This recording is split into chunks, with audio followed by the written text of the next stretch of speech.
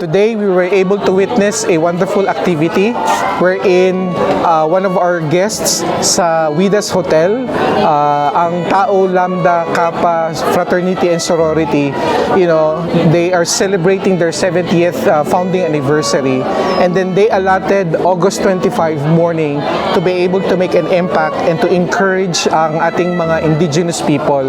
And sa tulong po ng Han Foundation at sa tulong po ng Swiss Hotel Clark, we were able to organize this event. Today, some of the volunteers had the time to do a read-along session. Some of them po, arts and crafts, nag-painting sila. And the last group, nagkaroon sila ng team building games. And it was so fun. Na umuwi po yung mga bata na meron pong baon, na meron sila pong mga grocery items, and nakita po namin na ang saya-saya nila. Naniniwala po kami na ang pagtulong sa mga indigenous people ay hindi lang isang beses, kundi ito ay isang continuous and sustainable, and tutulong po ang TLK sa aming advokasya na mabigyan ng pagkakataon ng mga kabataang Aita na wala pang birth certificate na magkaroon sila ng sarili nilang birth certificate. Kaya mula sa hanay po ng Han Foundation, sa hanay po ng mga pamilya at nanay at mga magulang ng mga Aita learners na nakatanggap ng tulong mula sa TLK, dakal pong salamat. Maraming pong salamat sa inyong suporta, at naway hindi po ito ang una't huli.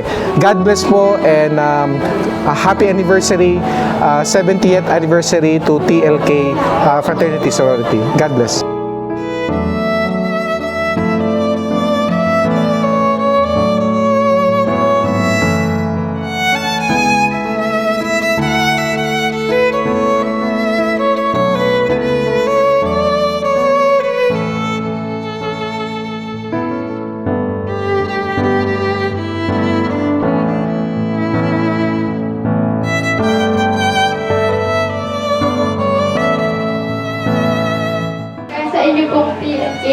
Maraming salamat po.